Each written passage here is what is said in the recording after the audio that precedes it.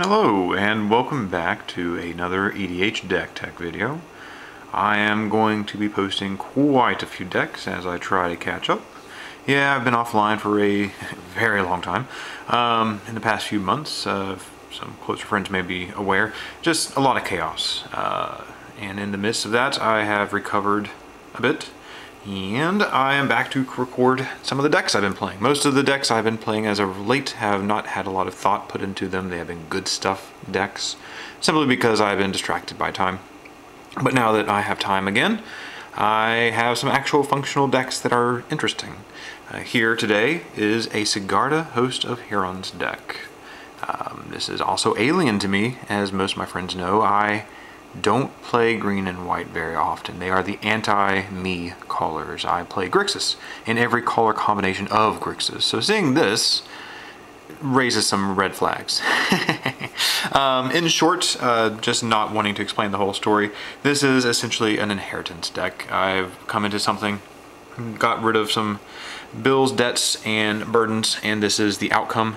I've decided that obviously I hate green-white, so I tend to take those decks apart and forget them, make them every other year, for example. Like 2 years ago, there was a sapling of Kulfiner deck on my channel. That was the last time I played green, I believe. But in this scenario, I'm going to keep this deck as a bit of an inheritance deck, something I will not take apart, something I can just collect and improve over the years. So, what better way to make an annoying deck that doesn't go away than making it with a general that has a hard time being removed. Sigarda is a 5-drop 5/5 flying hexproof, already above curve by on the margin there, but she is hexproof. That alone is annoying for your commander to be hexproof. She just can't be targeted. She also has this nifty ability where spells and abilities my opponents control can't cause me to sack permanents, including creatures.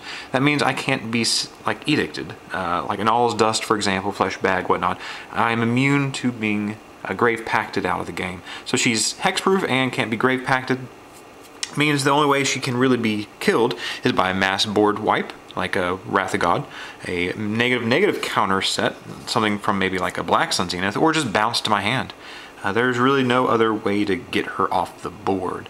Most Sigarda decks are Enchantress based, someone putting enchantments and whatnot on her just to like Hulk smash someone. Since this specific deck is more along the lines of a good stuff brick resilient deck, I decided not to go with the classic Enchantress deck. I also have a buddy who has a very good Enchantress Sigarda deck, so I'm not even going to try to compete with what he has. His original list was absurd. So this deck uses Sigarda basically for her colors and her resilience. She can come out late game. I'll show some creatures here to kind of explain why she may never even need to come out. She is essentially just here as a backup plan, a nice beat stick in the command zone. So, your typical green-white deck is full of mostly the exact same type of cards. Ramp, good stuff, bricky, resilience, and recursion. Lots of ramp, and as you'll see, most of this deck is full of promo cards. Again, just ignore that. So we have a birds, a elf, another elf, and this is a nice elf. I think a lot of people kind of forgot this card exists in EDH. It is another 1-drop if you have white in your deck. Then we have a 2-drop that's also got hexproof along with a theme. And another Sack Elder. This guy can just get his lands into play. Preference, my personal preference for ramping is always getting lands into play other than a Mana Dork, because the lands are the harder to remove permanent. This one is also pretty fun to combo with a card coming up, which I'll explain. We have a snake, and the last mana creature is Oracle of Muladuli. She's here just to get us a little bit of card advantage. I was thinking about putting the new green mythic that lets you play creatures off your deck. There's the old Garruk's Horde, I believe is the original 7-drop that did that. They did not make the cut. They may go in here after I test some more. Then what green also likes to do is enter the battlefield generic good stuff triggers, like an Eternal Witness. It's just a recovery spell. This is another 3-drop that I'll have to explain shortly. There's a nice package of 3-drops here for a reason. Gets one of our big creatures. This typically gets 1 creature if it is a slow game, so I can sequence through my 3-drops. Again, I'll explain shortly. Same thing, 3-drop, enter, destroy some shit. Acidic Slime is about every green deck that's not like hyper competitive for an obvious reason. And with all these enter the battlefield triggers, having Resto Angel is just generically good. She, of course, cannot target angels. There's a fair number of angels in here, including my commander, so she cannot save them. Luckily my commander is not going to be target removed, but it's the thought that counts. Baneslayer is kind of just the epitome of generic good stuff filler. This is a mid-range threat. Essentially something like this is what I want to play early to start whittling down life totals, something to bait out removal. This deck does not have a lot of creatures when it comes to the top end. So I desperately want to save them for when I'm able and more secure to recast, for example. So this is kind of a mid-range bait spell. Same thing. This looks threatening, it has reach, and it can be very big. It gets any land out of my deck, can get non-basics essentially. But this is just another enter the battlefield value. This is not meant to be a threat, but it's more like the mid-range borderline threat to kind of bait out the removal spells. Same thing, Woodland Bellower is why I have these fun 3-drops here. Of course he can get less, like 2 drops if I want more ramp or snake or something. This is something I like tutoring because it's just good sequencing. You can get him, then you can go tutor up something else like a Sack Elder. It comes right into play. He cannot get legendary creatures, so unfortunately Gaddock Teague was in the deck and I made that misplay once and immediately took him out. But I mean, this is just such a good stuff card. It's pure value, and it's got you can make a nice little toolbox with him too. Green Warden is another type of Eternal Witness, just he has to exile, so it's harder to recur him from the graveyard. Sun Titan is our last, one of our last? Yeah, we're getting there. Basically one of the last good stuff fillers. Again, this is something that's a pretty big threat, pretty commonly seen with things like Sack Elder, and there's an Aura Silence in the deck, which is really annoying with Sun Titan. But he's just in here for that generic brick design, something resilient that's hard to get rid of and just constantly recreates your board presence. Mira Shepherd is a new toy. This is fun to combo with the Sack Elder. What she does is she has landfall. When something comes into play, I can just pop a permanent from a non-land permanent from my graveyard to my hand. If it's a plains, it comes into the battlefield, which means I can use Sack Elder to get every plains out of my deck with a Shepherd, and then he'll come back and I can get like a force for the last go. There's only about 8 plains, basic plains in this deck, but that's still a nice interaction to jump me ahead a lot of mana. And it can be done at instant speed too, so it's nice to hold that up to end turn because the opponents typically don't see that interaction immediately. Then we're on to the actual beating threats of the deck. There are 4 legendary creatures here. They are pretty, you probably guessed what they are by now, but Dromoka can't be countered. Anti-control lifelink is good. It's just a nice generic game-ending beater that can really give a lot of decks hell. Warnclicks and Elish Norn are the same bits here. Unfortunately, these, unlike half my deck, are not foil nor promo. I don't plan on getting them because they're a little ridiculously costed. But Warnclicks is a mana doubler. This, like every green deck I've ever run, is a Genesis Wave deck. Surprise. So he's a mana doubler, but he's also just a game ender. He's a 7-power trampler. Elish Norn is usually a type of pseudo board wipe that pumps your creatures, makes those mana dorks actually swinging for a valid reason. And then Avison just makes things indestructible. There is a fun card, one of my pet cards I love playing in green is called Savage Summoning, which we'll get to, but I usually like holding Avison up until I have Savage Summoning and Avison mana up, so I can just wait and bait out more removal and then surprise them. But I'll get that shortly. Let's go on to the spell. So again, not a lot of creatures. This is a green-white deck that's pretty light on creatures, and it's not even an Enchantress deck, so we do have to be careful. White does grant 2 of the best removal spells in the format. Typically, the problem with Path, if you use it on their commander, you're essentially just giving them 1 extra mana to help them recast. But I mean, it's 2-drop or 1-drop removal spells. They're just fantastic. We have 3 Disenchant Variants. This hits artifacts or enchantments if you're not aware what this card does. This shovels them in. Really good at getting rid of indestructible cards, like a Perforos, for example, that's basically one of the best win conditions in the casual format now. And a Crows and Grip. There was a, what's the 4-drop? 2 white, Return to Dust. That was in here temporarily. I took it out. I don't like having instant spells in my hand that make me consider wasting them on my main phase. That's a trick card. It is a good card, but I am trying to get away from it. But one of my favorite cards is Orm's Chant. So typically in a multiplayer table, you know who is going to be more likely to answer your board. So something like this can stop them if you just need an extra turn to kill them. More interesting, there's like an Eternal Witness and a Green Warden and whatnot in this deck. You can return this to your hand quite frequently. It makes really annoyed opponents. But again, this is just a really good card if you know your meta and you just want to protect your round for 1 more turn. Savage Summoning is a cute card. It's a nice way to get Sigarda a little bit bigger because you can. It's an uncounterable instant. The next creature you cast can't be countered, and it enters with a counter, like +1/+1 counter. So you can flash out Sigarda at the end of someone's turn if you know they have sorcery speed wraths. You can flash out Avacyn if you know someone's trying or just tutored for a board wipe. A very good card. And Heroic Intervention is another very good card as well. It doesn't save Sigarda, but it does save everything else on your entire board. And it's just definitely worth an inclusion. If you have not played with this card, I would highly recommend it. Now, what Green also likes to do next is just ramp, a bunch of ramp. The deck is tuned to go pretty fast, not as fast as it could be. There's no like rituals and whatnot, or mocks whatnot, but all the 2-drop ramps that we could. So we have, essentially, this one can get on basics, it's nice, rampant growth.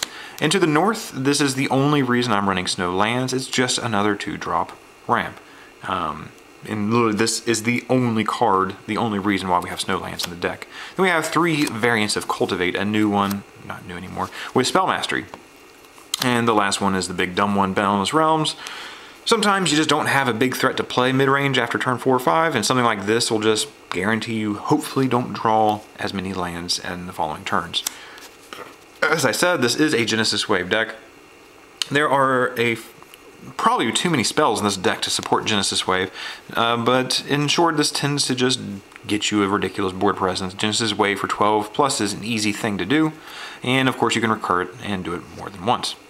There are a few tutors. This one is an instant. I'm on the sorcery stack, but this one gets one of the 4 legendaries. If Sigarda is somehow put in the deck, I can get her as well.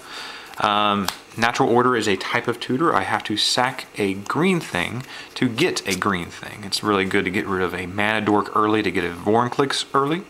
Harmonize is sorcery, draw 3. Hunter's Prowess is fantastic on Sigarda. This will pump her up to an 8 power, and then I will most likely draw 8 cards. Since she has hexproof, this is just a very powerful draw effect. Similarly, there's this one. You are somewhat vulnerable because an opponent can just remove the creature with the greatest power on your board, and you might draw 1 card. But it still gives you at least a free rebuy on a 5-drop. This typically is draw like 5 or 6 cards, cast a ramp spell. Regrowth is just really good. If I had a Yogg-Will, it'd be in here. Resurrection. There is a survival of the fittest in this deck, so chaining something like that so you can just resurrect it is fantastic. This is just in here because it's a promo card.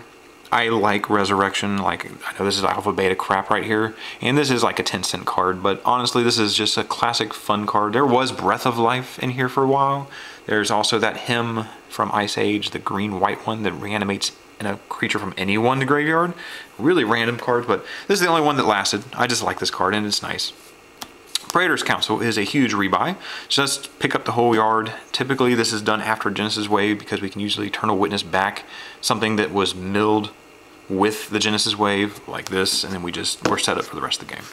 This is one of the cards that it seemed really janky, and in most competitive metas it's definitely not good enough, but in average metas, the average EDH environments of 60 or 40 life to traditional EDH, if this spell resolves, that basically is dictating who's going to win the game. We have 2 Wraths, Day and Wrath. Now we're on to the enchantments. There's just actually a fair number here. There's only 1 Aura enchantment. But land tax, it typically is dead after turn 4 because the deck ramps, but if it's seen on turn 1, it will at least replace itself, which is decent draw in a green-white deck. Sylvan is one of the best draw effects. This is a broken card. It should not be in this color. It is dumb. There's the survival. Again, this is something we can get rid of in Mana Dork and go get an actual threat. If we have some kind of recursion coming up, like a Sun Titan, we can just reanimate what we discard. Fun things, dumb card. Just, yeah. Armadillo Cloak is the only aura in the deck. This is on Sigarda. This is not quite lifelink. It's pre-lifelink, so it does stack with the True Conviction, so I can get double lifelink. Then there's Aura Silence, fun things to do with Sun Titan if you like to troll your friends, if they like playing artifact decks. The Defense of the Heart is another kind of trolly card. There's no immediate I win scenarios in this deck. I refused to play Tooth and Nail, for example. There's no Court of Calling. There's no Green Sun Zenith. I don't like those cards. There's no 2 creature interactions that also just win the game. So this is just a pet card I have always enjoyed playing. they made a new promo of it. I had to put in the deck. This usually will go get like a Woodland Bellower and an Avison. Just something to brick up my board presence to make it really hard to deal with. Greater Good's dumb. Another one of those dumb cards that should not be in the color green, but it is. Mirari's Wake is fantastic. It is one of the mana doublers in the deck to help Genesis Wave push more permanents out. Then there's a very dumb card that usually comes out after Sigarda is allowed to survive a turn. Sigarda typically does not go in for commander damage. Like, I have killed people using the +3 trample draw card along with this and a few pump. I've also done that and decked myself with her before. But this is a very good card. The deck does tend to actually, ironically enough, there's like a Mana Crypt and whatnot. The deck in the Ancient Tomb uses its life total. A green-white deck that uses its own life. And it likes to bleed itself out. So sometimes the lifelink is necessary. Final enchantment is Zendikar Resurgent. Another dumb EDH permanent for casual groups. Just doubles your mana. Your creatures replace themselves in your hand. There are only 2 artifacts in the deck. Classically Soul Ring and a god-awful fake Mana Crypt. I will be replacing this shortly, but we are to the lands. I believe there are 37 lands here total. They're all the pretty ones, of course. I mean, this is a Pimp Inheritance deck, so I just pimped as much as I can until I decided that the balance I had needed to be used elsewhere. So we have the Strip and the Wasteland, 2 more fun things to use with your Sun Titan. Then we have the Ancient Tomb to hurt us early. Core Haven is a fantastic card against, like, if your opponent's playing a Kozilek. Because preventing combat damage, something you can target, fantastic. We have all the colorful ones. Oddly enough, I don't have a command tower in here, I don't think. But we have a Windswept because it can grab one of these 2. There's also the new Cycling Land that it can also grab. Then we have the Filter, the Horizon Canopy, another Snowland. Again, this is something that one single Far Wanderings, Into the North. This card can grab a non-basic if it's snow. So it's an interesting interaction. It's cute. It comes into play tapped. This might as well be a Guild Gate. But because we have one single card that can fetch it into play, it's here. The reason I pushed for that, this used to be a Tristani deck for about a week. Because I was dicking around with Tristani and Aetherflux Reservoir. I had my fun, and it came to Sigarda. There is the Filter Land, or the Cycle Land, because it's a forest plane, so we can tutor it with things that get forest or plains. Frozen Verge and Blighted Woodland are essentially the same card. Then all these snow lands. I think there are 8 snow plains and 14 snow forests, if I recall. But yeah, this is my current Dirtle deck. The deck that I'm honestly just not fond of, but I'm going to keep it for all of eternity. Mainly because the reason this deck exists is a little sad, but it's very pretty. I'm a foil whore, as in I love collecting foils. And I do have a tendency to construct and deconstruct decks quite frequently. Since I have that tendency, it's probably best that I just keep a green-white one together and stop taking it apart. Because financially, constructing and deconstructing decks, it's not good for you. So something like this I will most likely keep forever. I'll continually upgrade it and pimp what I can. But yeah, it's just not something I actually enjoy playing on a regular basis. It's Genesis Wave decks, in my opinion, most green decks. They all do the same thing. You just ramp and masturbate on the table until your deck is on the table, and then you either get blown out or you win the game. Hardly an interesting or complicated type of deck to pilot. But Sigarda is beautiful. This is one of the few legendary green-white creatures I actually really like. The resilience on this, I like recursion decks. I like decks that are hard to deal with, and she fits the profile. So, if you have any feedback about Sigarda, I know I don't like the new Sigarda. She is god-awful. But if you have any feedback about this Sigarda, definitely let me know. Again, I know she is best as a Voltron or Enchantress deck, but one of my buddies has a very good one already in my current meta. So I'm not going to try to even bother reaching the power level of his. His is the type of deck that can just one-shot somebody if she is allowed to attack. Literally turn 5, if she resolves, or however fast he ramps her out, the next turn she is going to kill somebody. That's what his deck does. I recall one vivid game where it was like a 6-player game. No one could deal with his Sigarda, and it literally went turn cycle, kill, kill, kill, kill. He literally killed everyone in order just because he could. And that is how obnoxious Sigarda can be in a just anti-blue environment that can't bounce her. But yeah, any feedback, do let me know. Again, there will be a lot of videos coming shortly. Cheers!